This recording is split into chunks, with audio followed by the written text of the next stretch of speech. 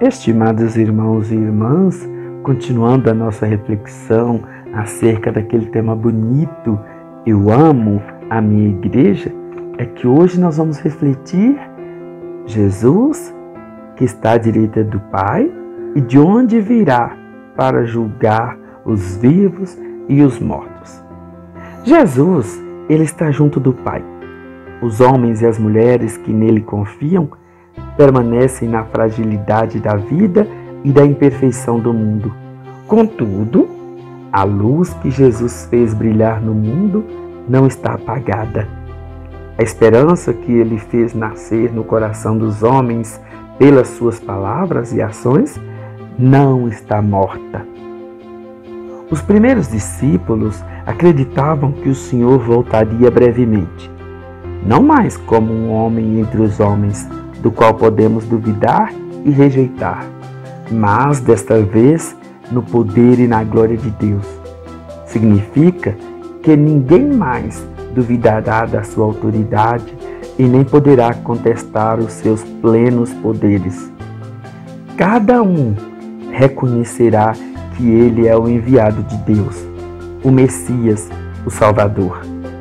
O juiz que, com plena autoridade de Deus, proclama aos homens a sentença final e que perfaz a criação.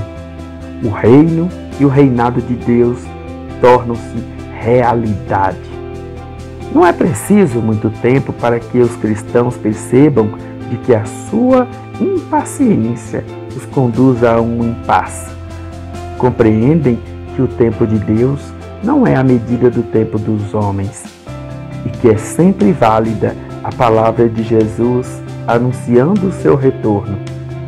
Quando ao dia e à hora ninguém sabe, nem os anjos do céu, nem o Filho, mas somente o Pai. Os primeiros cristãos compreendem igualmente que com a ascensão de Jesus, uma nova era começou. A sua era e a nossa, a da igreja.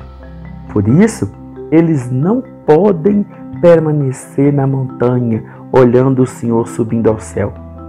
A sua missão são os homens, por todo lugar onde se encontrem e em qualquer que seja o seu modo de vida. A sua missão é a terra, até os seus confins. São responsáveis pela luz, para que ela não se extinga, responsáveis pela esperança, para que ela, enraizada em Jesus Cristo, não morra, que todos tenham o mesmo direito a aderir pela fé a Jesus Cristo. Só a Deus pertence decidir quando acabar, através da segunda vinda do Senhor, a terra que Ele criou no princípio. Enquanto dura o tempo, a expectativa pode paralisar. Os crentes podem sentir-se inseguros e duvidar. Deus cumprirá a sua palavra? O Senhor voltará? Vale a pena esperar? Eles podem extraviar-se nos seus alfazeres temporais, esquecer que este mundo não é o último e que grandes coisas os esperam.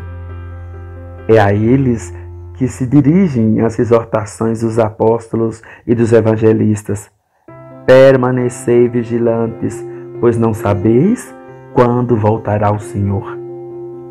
A Igreja de Jesus Cristo define-se como uma comunidade que espera o regresso do seu Senhor e lhe prepara o caminho.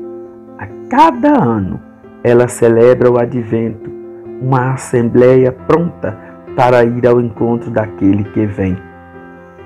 A segunda vinda do Senhor, desde as origens até hoje, sempre existiram grupos particulares, seitas, denominadas seitas, que pretendiam calcular o fim do mundo e o momento da segunda vinda do Senhor. Encontram nos acontecimentos do seu tempo indicações suscetíveis, segundo eles, que anunciam o fim do mundo e exigem de todos os que querem ser salvos uma fé e uma obediência cega. Alguns dessas seitas originam confusão Mas todos esses movimentos estão destinados ao fracasso, pois os planos de Deus não se deixam calcular pelos homens. Deus, no seu devido tempo, dará cumprimento e concederá a plenitude a quem com confiança permaneça atento e paciente.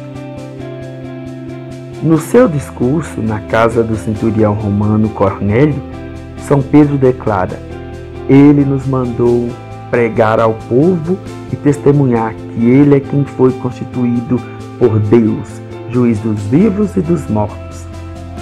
Dele dão testemunho todos os profetas, anunciando que todos os que nele creem recebem o perdão dos pecados por meio do seu nome. Agora nós estamos refletindo, ele julgará os vivos e os mortos. As palavras sobre o julgamento inspiram-nos medo. Nós somos apenas homens. E qual é o homem que pode subsistir diante de Deus? As palavras acerca do juiz infundem-nos coragem, porque conhecemos Jesus. Não vamos receá-lo. A sua palavra é uma boa nova. Ele vê como os homens se esforçam por fazer a vontade de Deus, respeitar os preceitos de Moisés, os 10 mandamentos, e todas as prescrições particulares que os mestres de Israel acrescentam ao longo dos séculos. Ele diz: vinde a mim todos vós, fatigados e sobrecarregados, e eu vos aliviarei. Tomai sobre os ombros meu jugo, e aprendei de mim, que sou manso e humilde de coração, e achareis descanso vossas almas. Pois meu jugo é suave e o meu peso é leve. Uma outra vez, Jesus diz que o que será levado em conta no julgamento final: amar a Deus, viver para lhe agradar e dar aos irmãos e irmãs o que necessitam: pão aos famintos, água aos que têm sede, um teto aos que não têm lugar, roupas aos que estão nus, aos que não têm, visita aos doentes e aos prisioneiros. Todos os que fizerem isto, fizeram-no mesmo sem o saber, por Jesus. O Senhor lhes dirá então: vinde, o Pai vos espera. Ireis ver como os homens podem ser felizes. Ireis viver com Ele, desta comunhão a qual chamamos de céu. Os outros, os que desagradam a Deus, que não vivem no seu espírito, que não dão aos irmãos e irmãs o que esses necessitam, não dão pão aos famintos, água aos que têm sede, teto aos estrangeiros, nem roupas aos nus, nem visitam os doentes e os prisioneiros. Todas essas coisas é a Jesus que recusaram, mesmo que não o sabiam. Eles vão ver como os homens podem ser infelizes. Eles excluíram-se, eles próprios, da comunhão definitiva com Deus. Então, o céu é a vida em comunhão definitiva com Jesus. Olha o conceito de céu. A felicidade de estar junto de Deus. O inferno é a exclusão definitiva dessa comunhão com Jesus. A desgraça e a miséria dos que se separaram de Deus. O purgatório significa que há pessoas que, no dia de sua morte, ainda não estão preparadas para um encontro com Deus e uma plena comunhão com Ele. Cremos que Deus é misericordioso e generoso no perdão. Rezemos pelos nossos irmãos mortos. Meus irmãos, minhas irmãs, hoje nós vamos acreditar que Jesus, Ele veio para nos salvar mesmo.